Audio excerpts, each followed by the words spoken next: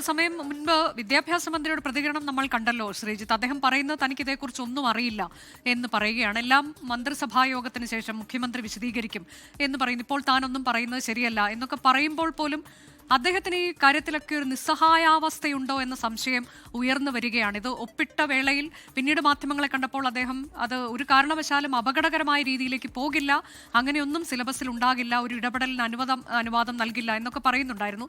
ഒരു ഘട്ടത്തിൽ അദ്ദേഹം പറയുന്നത് ദേശീയ വിദ്യാഭ്യാസ നയം നടപ്പാക്കുന്നതുകൊണ്ട് എന്താണ് കുഴപ്പം, താൻ അതിനെ പിന്തുണയ്ക്കുകയാണ് എന്ന് പറയുന്ന വിദ്യാഭ്യാസ മന്ത്രിയെ നമ്മൾ കണ്ടു.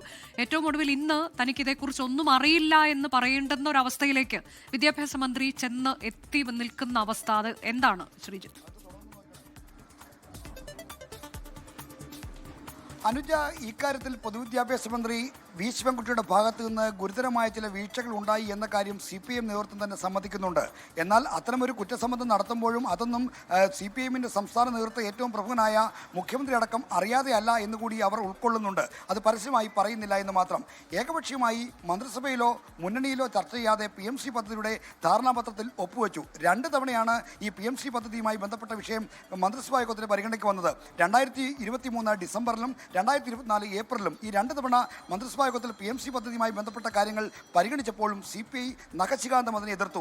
അന്ന് എതിർപ്പ് പ്രകടിപ്പിച്ചവരുടെ കൂട്ടത്തിൽ നിയമവകുപ്പും ധനവകുപ്പും ഉണ്ടായിരുന്നു. എന്നാൽ പിന്നീട് അത്തരം ചർച്ചകളൊന്നും കൂടാതെ കഴിഞ്ഞ ഒക്ടോബർ 22 ചേർന്ന മന്ത്രിസഭാ യോഗത്തിൽ ഈ വിഷയത്തിൽ ഒപ്പിടാൻ പോകുന്നുവെന്ന് മാധ്യമ വാർത്തകൾ ഉണ്ടല്ലോ എന്ന കാര്യം CPIയുടെ നിയമസഭാ കക്ഷി നേതാവ് K. രാജൻ ചൂണ്ടിക്കാണിച്ചപ്പോൾ മുഖ്യമന്ത്രിയും വിദ്യാഭ്യാസ മന്ത്രി അടക്കമുള്ളവരും തീർത്തും മൗനത്തിലായിരുന്നു.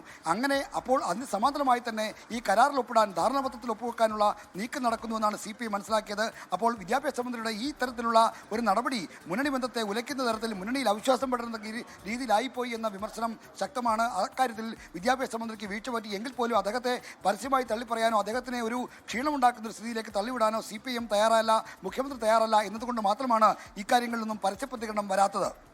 അതാണ് ഇന്ന് നമ്മൾ കാണുന്ന കാഴ്ചകൾ. വളരെ പ്രധാനപ്പെട്ട കാര്യങ്ങളാണ് തലസ്ഥാനത്ത് നടന്നുകൊണ്ടിരിക്കുന്നത്. രാവിലെ മുതൽ തുടങ്ങിയ കൂടിയാലോചനകൾ, അതിനുശേഷം മഞ്ഞുരുക്കം, ഇപ്പോൾ മന്ത്രിസഭായോഗം.